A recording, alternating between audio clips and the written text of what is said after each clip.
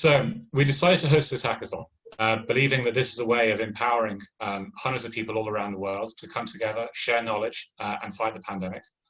And because we believed that we could show people and flag that fighting the spread and social effects of the pandemic didn't have to be at the expense of user privacy. In putting together this hackathon, we've had three primary streams. There's three kinds of applications we think that we can come here this weekend and create. The first are a set of applications in an area we would call citizen science. This is enabling individuals from all around the world to contribute their personal data to medical and data scientific efforts to stop the spread of the virus. This could be through applications such as contact tracing, symptom logging, urban heat mapping, and various other high data sort of things. The other is, of course, care in the community, because this speaks to the fact that, we have the spread of the virus, but then we have the social effects. Fighting the spread is one thing, but the social effects as people lose their jobs, as they become isolated, is quite another. So we're looking for applications that help vulnerable people isolated in their homes. And this could be a whole range of things. It could be putting together volunteers with people who need food delivered to their house. It could be using smart devices to monitor the physical and mental well-being of elders trapped in their homes. It's a huge, diverse area there. The third track is mass mobilization. And that's using personal data, sharing individuals' personal data through their own choice in order to help educate the public and also to encourage the public in the behaviors that can enable us to get back to work and to feel safe and healthy once more. So for us, this project is all about empowering people to fight the virus and empowering individuals through control of their personal data and through user privacy and ethical tech to make sure that in fighting the virus, they don't lose the civil liberties and the values that all around the world we've fought for hundreds of years to get. Now, since starting this hackathon, which has been such an exciting journey for us over the last 2.5 weeks as we got into it, we've had an incredible global response from all of you. We have key partners in Korea, we have partners in the United States, but most of all, we have an incredible profusion of people from all around the world. Now, Jonathan, I believe you had some stats on the diversity of the backgrounds of our participants. Indeed, I do. So we were talking about how much effort has gone into this over the last couple of days and weeks, none more so than by you guys, the participants. There are more than 730 people registered at 6 p.m. today. That number keeps growing, so there's a high likelihood, but by tomorrow morning when we check next, there'll be over 800 people who have participated or who have signed up to participate in this week. 136 of those are mentors, and there's more than 47 original app ideas that we're going to pursue over the course of the next 2 days, which is an absolutely incredible set of turnout. There's 47 countries represented with developers and designers, entrepreneurs, medical experts, data scientists, and any number of other expertise represented by that group. And I think we will get, obviously we'll say this quite a lot more over the course of the weekend, but we're absolutely blown away by the amount of energy and the desire to do good that comes from the sort of outpouring of support that you guys have shown from around the world. It's completely incredible.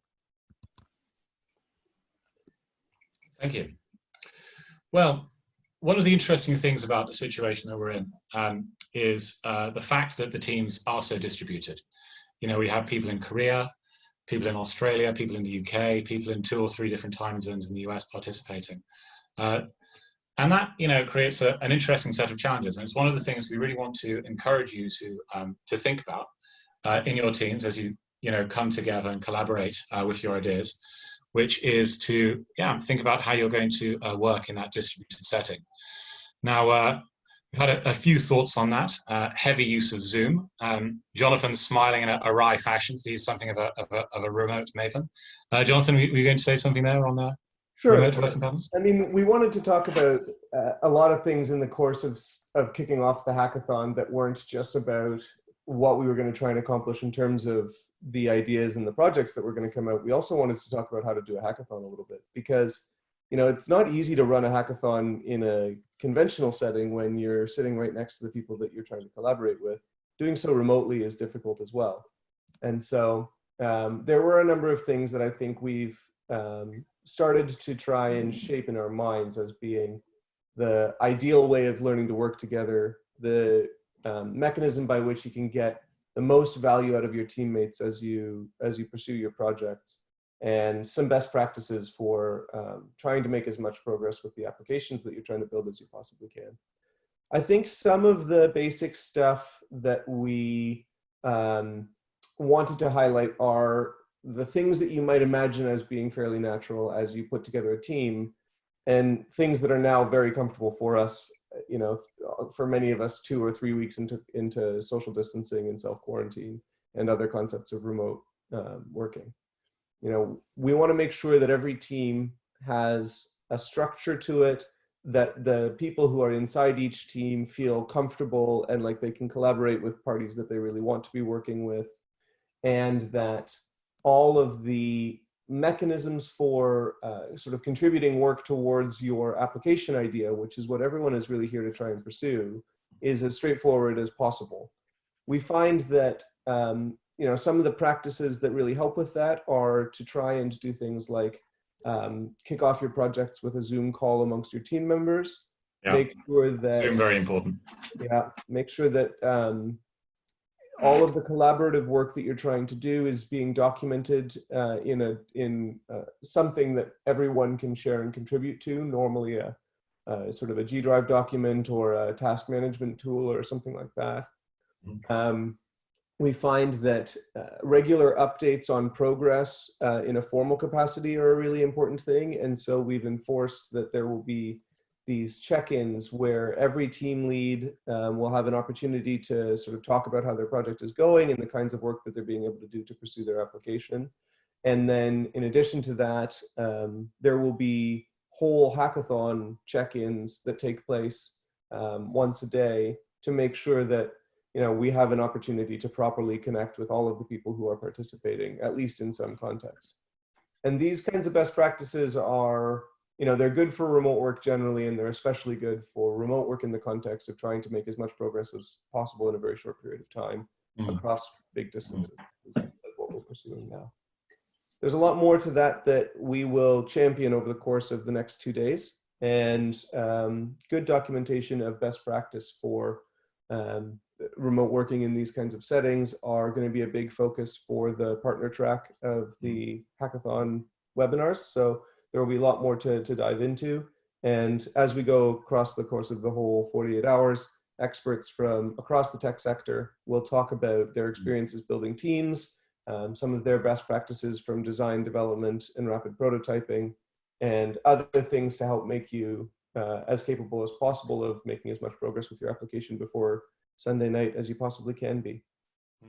And I'd also add to that, use it as a chance to get to know one another. I've really been blown away looking at the list of participants. I've already mentioned the diversity of backgrounds, but just the sheer amount of interesting things that you guys do.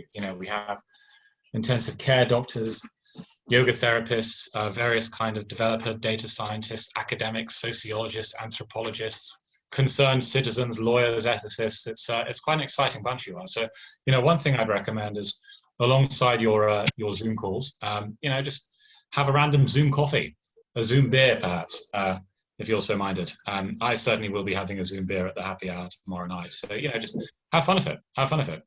Get to know people.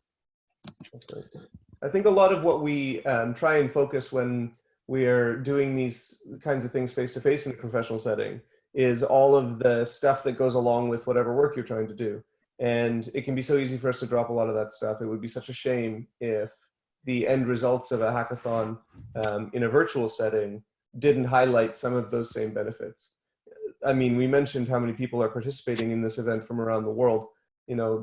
The common goal of trying to chase down something like this, and the common sort of characteristics that bring us all together. For many people, this is their first hackathon. For many people, developing and designing solutions in this kind of a context, especially under a short period of time. This is brand new to a lot of us. And I think taking the opportunity to form new relationships, to add to your network, to sort of build professional relationships that you really value coming out of a hackathon, it would be a real shame if we didn't get to capitalize on some of that. And so we'll try and emphasize that from the organizational level for the whole hackathon. But obviously, team leads and team participants, a lot of this is really up to you guys. And the opportunity is in your hands to form some relationships that you really take away out of here as well. Yeah. Well, thanks there, Jonathan. So, I mean, it's clearly going to be a very exciting weekend. The projects that have come forward have been, just fascinating. Even just to read, we have people with solutions for refugee camps.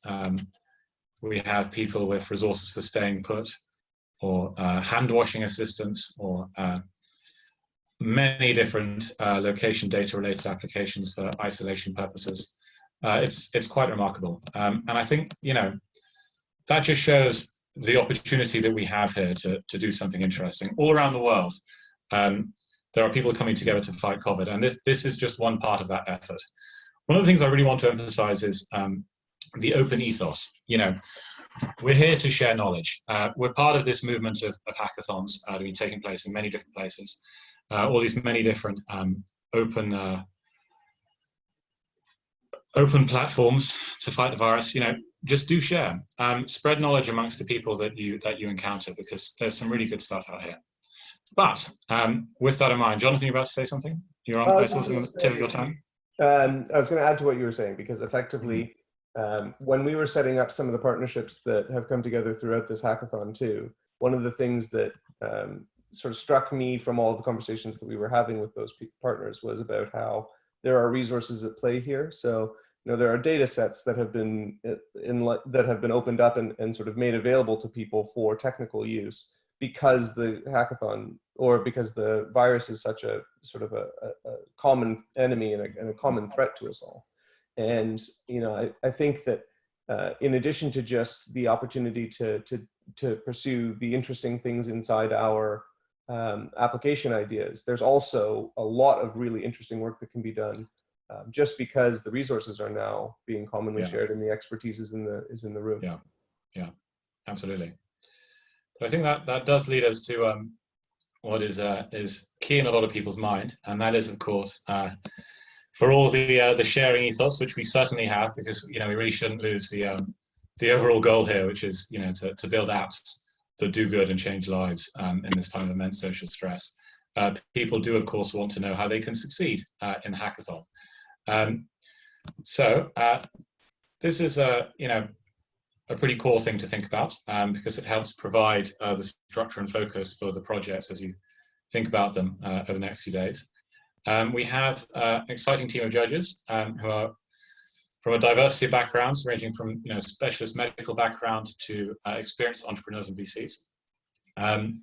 Your team leads will have been given the judging criteria, and they'll be able to give this to you in more detail. But basically, it involves how well have you thought through the problem, how capable is your team of dealing with the problem, how viable is the project, how good is the project presentation, for there'll be presentations that you should be recording and submitting. And then, most importantly in many respects, is what social impact will you have? How many people's lives can you change for the better in this COVID-19 time through this application? How fundamental is it in supporting people? And also for us, and this is a very key thing that you'll see us emphasizing time and time again through this conference, is this application making the right trade-offs? Is it protecting people's privacy? Is it ethical? What is its solution for user ID? How is it storing people's data? Because to us, this is a central part around impact in and of itself. Let's make sure that whatever we do, the freedom and the rights and the data ownership of individuals is protected. Because one day this crisis will go away. The tide will sweep back out, and we could be left in a very different world with people controlled in all sorts of different ways, with color-coded apps to let them walk in or outside, and states unwilling to give back that power if we don't make sure that the systems that we build now and become popular in the next few months have the rights of the individual and their control of their data at their core. I completely agree. While the spotlight is on the creation of technologies to do good, and while the attention is still here, and while the energy is in the world to try and be making this kind of a change, is the time to be trying to do like this kind of work responsibly. Yeah. Afterwards, when it's all finished, it'll be too late. We won't have the ability anymore to catalyze or to incentivize the kind of momentum that causes that kind of change to happen. Yeah. And it'll be too easy to sweep everything under the rug. So I think a big part of how we think about technology in a time of crisis is, you know, what's the right way to build apps, or what's the healthy way to be treating our users, and what's the responsible way to be building technology. And you know, that should be central to all of our applications that we build as technologists generally, and they should be a part of our judging, and they will be towards the end of the application process for the submission of the applications themselves, just as you would expect them to be for any responsible application hackathon like ours. And they will certainly be a part of the expert stage, the program for which we'll be beginning tomorrow, or well, later today, however you want to define that time zone wise. So we have a lot of ethics experts, including someone from the Open Data Institute here in the UK, who'll be talking through his data ethics canvas, various experts in data privacy, responsible data, alongside people who can talk about public health matters and, you know, what a good startup is. So yeah, it'll be really interesting and informative. The other thing I'd quickly add is I had the question put to me a couple of times today is, you know, is it a disaster if I don't have a data scientist or a full stack developer? My answer is no, not necessarily. So, you know, you're going to be judged on three things, two of which are primary. The first is a 3-minute video. The second is a slide deck with 5 slides. And then if you really feel you want to show more, you can put one link into that slide deck, and the judge will be looking at that for about 15 minutes. So, you know, that's what the focus is really on. You don't necessarily have to build an incredibly sophisticated model, although it could be interesting and help if you do, of course. We're not going to penalize you for that. I would just simply say, if you're someone who doesn't have that much of a tech background and is worried that you don't have too much of a tech background, it's fine. Just focus on the idea and how you'll get it to people. You know, speaking as a history grad gone rogue, you know, you can do interesting things in tech. So I wouldn't worry too much about that. Yeah. And let's add to that by saying that sort of the representation that we're trying to achieve here is a spirit of inclusion around the tech sector. Yeah. There are plenty of incredibly sophisticated data scientists and developers in the network as well. And the methodology that we want to try and champion over the course of the hackathon is to say that you use the skill set that you have to make as much progress and to do as much good as you possibly can. So we don't want anyone to feel like they're being precluded from success here. That means that the designers should be designing, the marketers should be doing their marketing, the developers should be coding, the data scientists should be working on their data sets. And when all of us come together with those skill sets to pull together entire projects, what I have always found in the spirit of good hackathons is that you make more progress than you thought was possible at the beginning.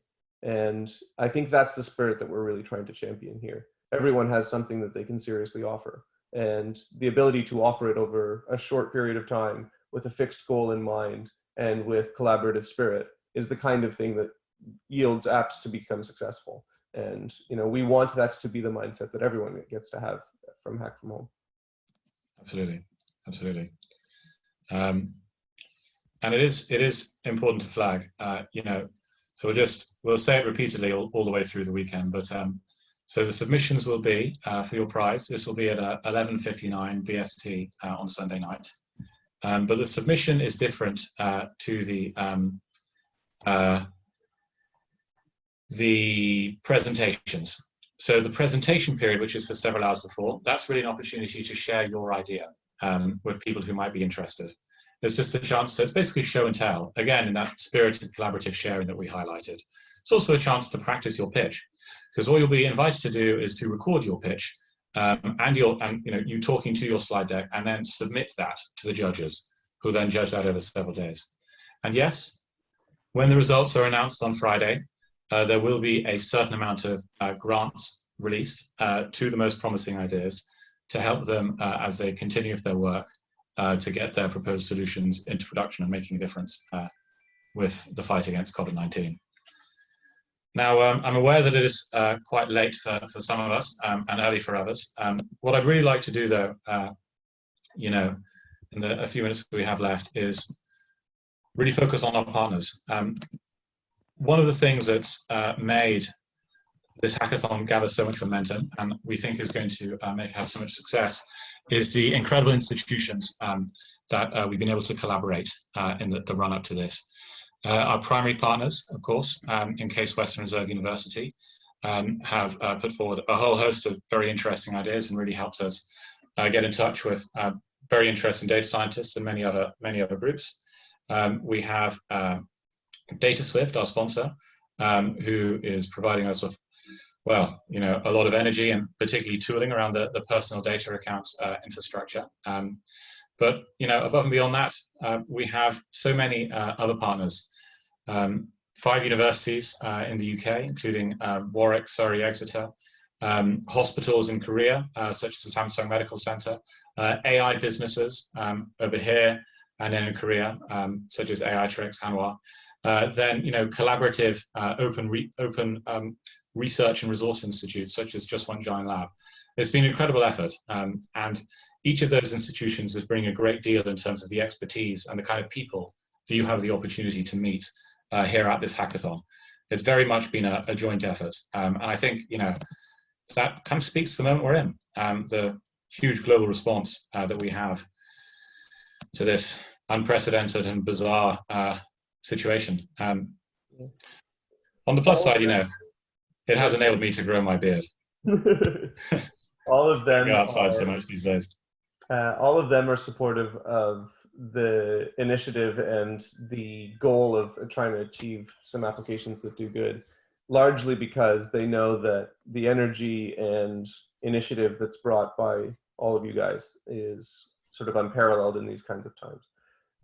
And so, you know, I think both of us would say that the right way to end off our call and to kick off the hackathon proper is to say a huge thank you to all of the participants and to everyone who has pledged a little bit of time to sort of really make these projects a success. The sort of overwhelming best possible result that we could have imagined for an initiative like this, when we had first conceptualized it a couple of weeks ago, was that we would be able to form a couple of teams and to be able to make, you know, a sizable but ultimately quite personal difference in the fight against the disease, because that's what we wanted to do. We wanted to be able to contribute something, and we felt frustrated that we sort of couldn't do enough. And so we formed the organization with that very personal mindset in mind.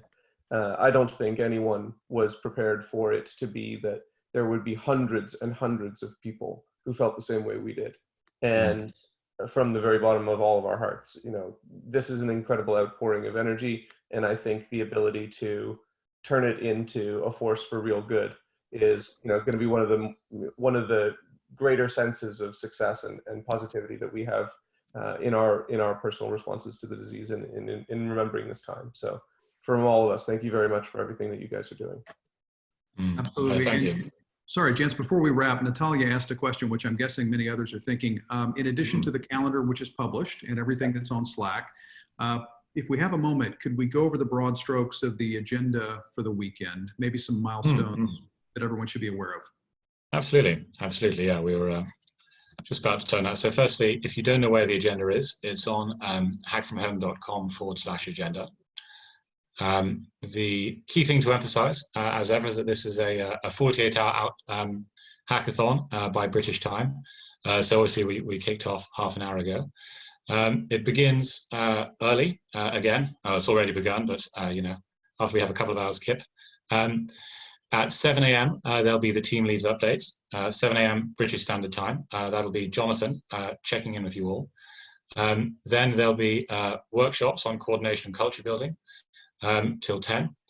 At 10, we have the first of the speaker series beginning, which is this group of very interesting experts that we've mentioned, including people reporting in from Korea, public health experts, various experts on data privacy and data ethics, and more besides. There'll then be further design workshops, as well as further a design workshop, led with a senior Facebook designer, Amod Dank.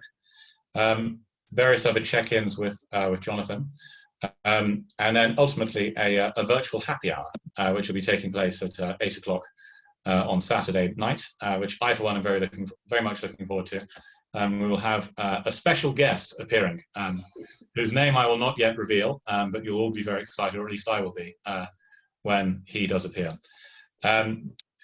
After that, obviously, we expect you guys to be working between all your varying time zones all throughout that period, however best suits what particular part of the world you're situated in.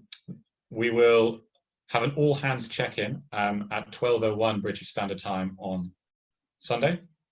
There'll be a couple other team updates and check-ins beyond that point, which you'll be able to see on your agenda.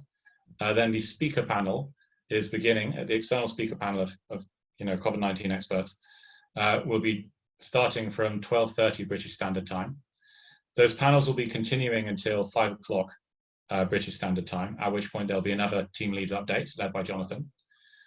We'll then have a closing keynote, and that's when we'll be, after that, kicking into what I think will be one of the most fun parts of the whole process, which will be where you guys get to show one another your ideas for the presentations. And that'll take place for a couple of hours.